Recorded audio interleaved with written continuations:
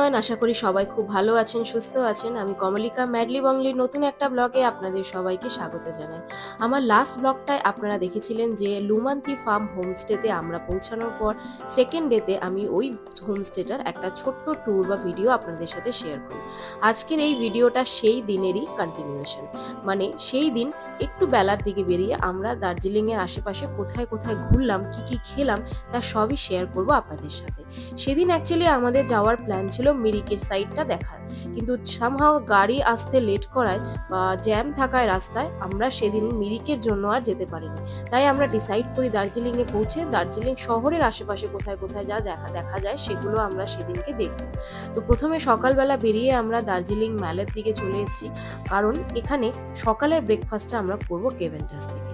কেভেন্টাসে আশা করি আপনারা সবাই খেয়েছেন বা আমরাও অনেকবার খেয়েছি, তবে বাবা মা বা আমাদের সাথে যে বন্ধুটি গিয়েছিল বা আমার বোন, তারা অ্যাকচুয়ালি কেভেন্টাসে খাওয়ার জন্য খুব ইচ্ছে দেখিয়েছিল, আর তাদের আশা পূরণ করার জন্যই আমরা পৌঁছে গিয়েছিলাম কেভেন্টাসে। আর এখান থেকে আমরা খাওয়া দাওয়া হয়ে যাওয়ার পর বেরোবো, বেরিয়ে আশেপাশে টুকটাক যা যা দেখার মতন আছে সেগুলো দেখবো আর আপনাদের সাথে সবকিছু শেয়ার করব।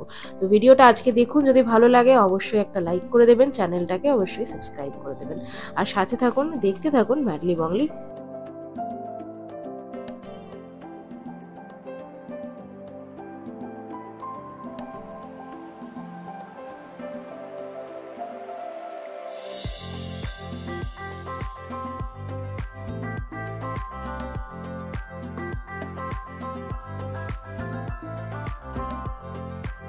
কেভেন্টাসের কিছু স্পেশাল মেনু আছে, যেমন কেভেন্টাসের ব্রেকফাস্টে আছে একটা স্পেশাল প্ল্যাটার, চিকেন প্ল্যাটার হোক কি পর্ক প্ল্যাটার, তার সাথে থাকে হচ্ছে স্পেশাল দার্জিলিং টি অথবা কফি, আর তার সাথে থাকে হচ্ছে মিল্কশেক। তো এগুলো হচ্ছে কেভেন্টাসের খুব ফেমাস আইটেম। তো আমরা একটু ভারী খাবার খাবো, কারণ যেহেতু বেলা হয়ে গিয়েছিল, তো আমরা ভেবেছিলাম একেবারে ব্রাঞ্চ করে নেব যাতে বিকেল অবধি আমাদের পেটটা ভরা থাকে। তার জন্য আমি একটা চিকেনের প্ল্যাটার নিয়েছিলাম আর ওরা নিয়েছিল পর্কের প্ল্যাটার। বাবা মা নিয়েছিল ব্রেড টোস্ট আর অমলেট। বাবা যেহেতু চিকেন ডিম আর কিছু খায় না, সেজন্য বাবা শুধুমাত্র ব্রেড টোস্ট আর সাথে নিয়েছিল হচ্ছে দার্জিলিং টি। আমাদের ব্রাঞ্চ করে প্রপার ব্রাঞ্চ এখন খেয়ে লাগায় কি দেবে এক্সট্রিমলি স্যাটিসফ্যাক্টরি। তাপসের অনেক ইচ্ছা ছিল এখানে খাওয়ার। তাপস তোমার বলো কেমন লাগছে? খাবার আমি এখনো খাইনি, বাট ভালো হোক না হোক, তাই না, যে নস্টালজিয়াতে একটা ইয়ে হয়ে গেছে, মানে এতদিন টিভিতে দেখে দেখে, মুভিতে দেখে দেখে।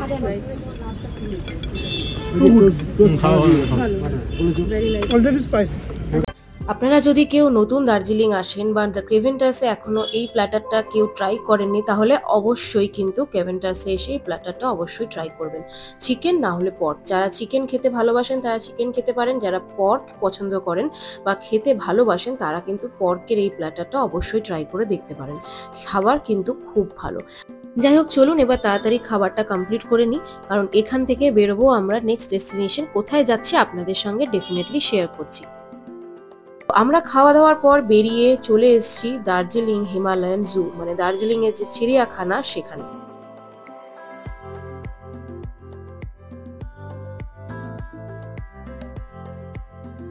সকাল অবধি ওয়েদার কিন্তু ভীষণই ভালো ছিল, মানে চারিদিকটা বেশ রোদ ঝলমলে একটা পরিবেশ ছিল, কিন্তু দিন যত এগোলো আস্তে আস্তে ওয়েদারটা চেঞ্জ হয়ে গেল, মানে চারিদিক অন্ধকার হয়ে মেঘলা করে বৃষ্টি এবং তার সাথে অসম্ভব ঠান্ডা।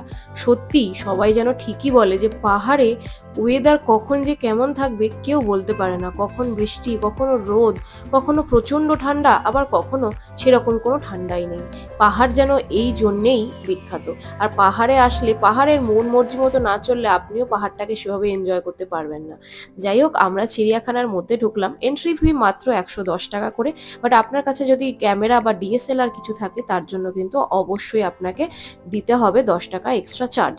তো আমরা ভেতরে ঢোকার পরে কি কি দেখলাম আর কোন কোন প্রাণী এখানে রয়েছে, কোন কোন পশু রয়েছে, সেগুলো সব আপনাদের সাথে শেয়ার করব পরপর ক্লিপসগুলোতে।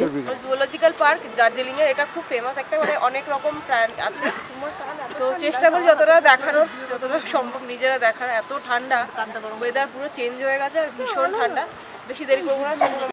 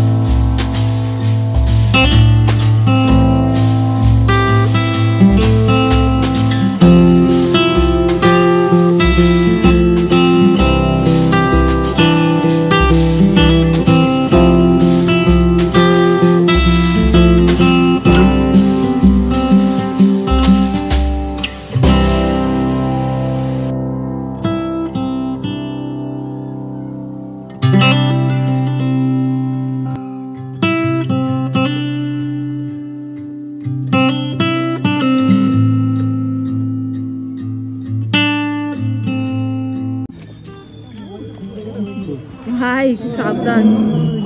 এটা সাইডে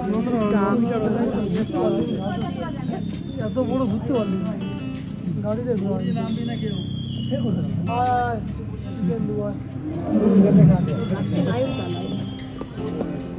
এবার ডাকবে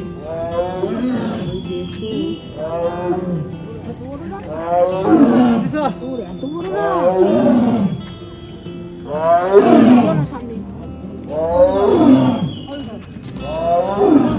খিদেও পেয়েছে গো।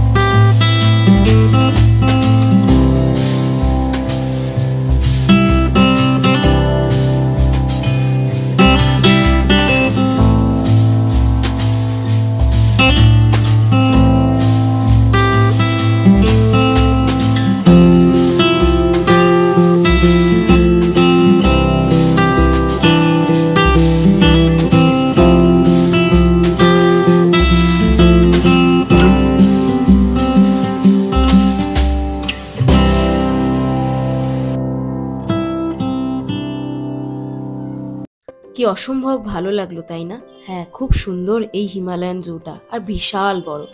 হিমালয়ান জু এর সাথে আছে তেনজিং নরগে মাউন্টেনিয়ার একটা মিউজিয়াম।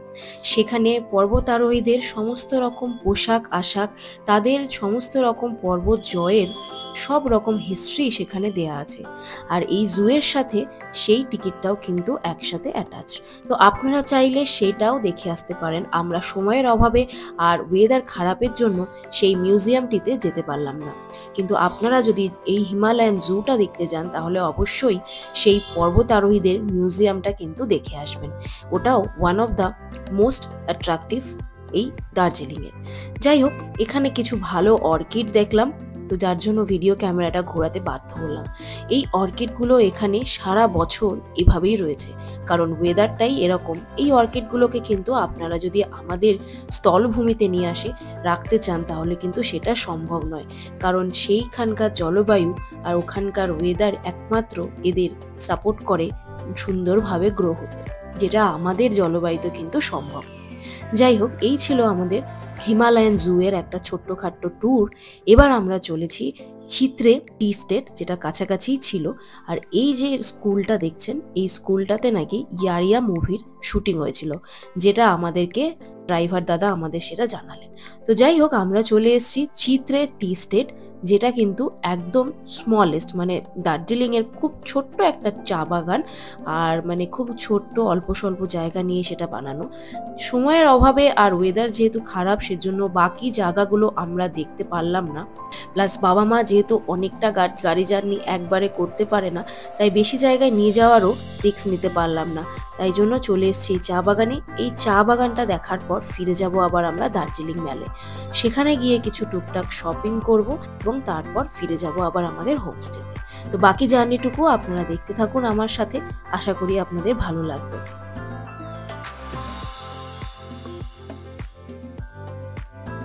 দিগন্ত বিস্তৃত এই চা বাগান দেখতে কার না ভালো লাগে, সত্যি চোখটা যেন জুড়িয়ে যায়। চারিদিকে শুধু সবুজ আর সবুজ।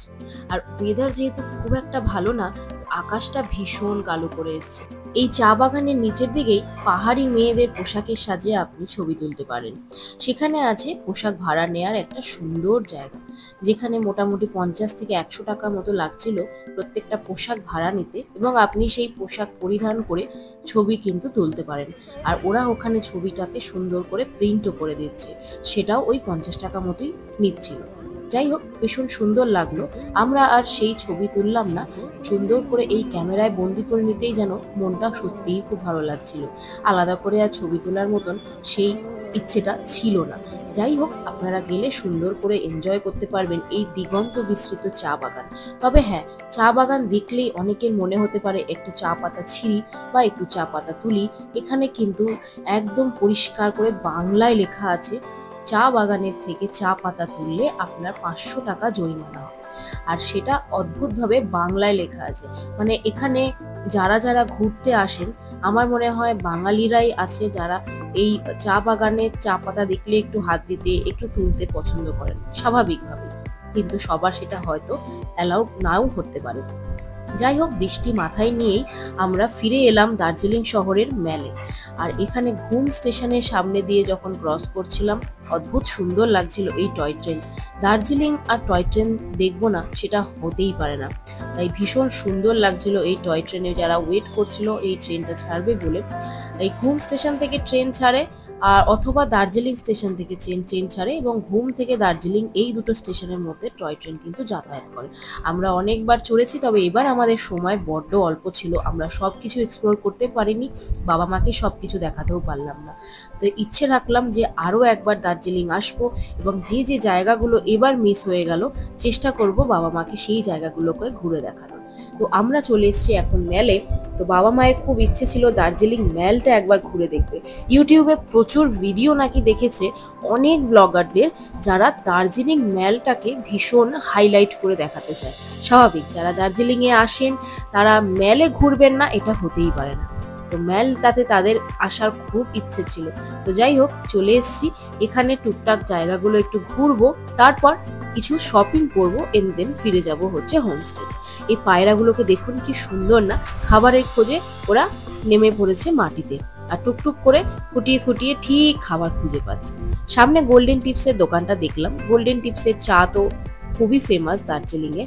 তবে আমি বলবো, আপনারা যদি অথেন্টিক দার্জিলিং টি নিতে চান, তাহলে কোনো নামি দামি ব্র্যান্ডের দোকানে না গিয়ে ছোটোখাটো যে দোকানগুলো, চায়ের দোকানগুলো একটু অফবিট প্লেসে যদি আপনারা যান, সেখানে পেয়ে যাবেন। এবং সেখান থেকে আপনারা যদি চা নেন, আমার মনে হয় সেগুলো অথেন্টিক দার্জিলিং টি হবে।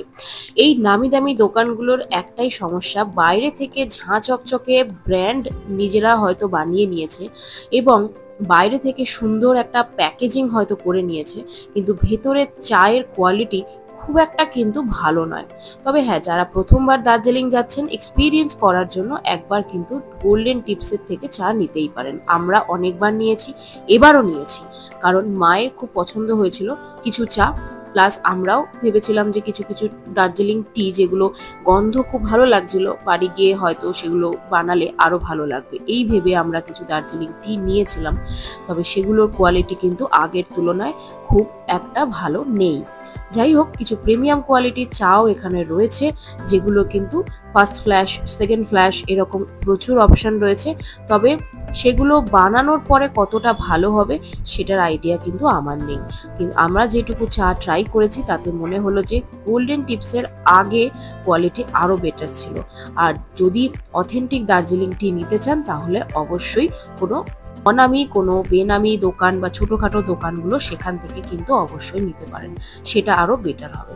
তো যাই হোক, এই ছিল আজকে আমাদের দার্জিলিং সিরিজের তৃতীয় পর্ব।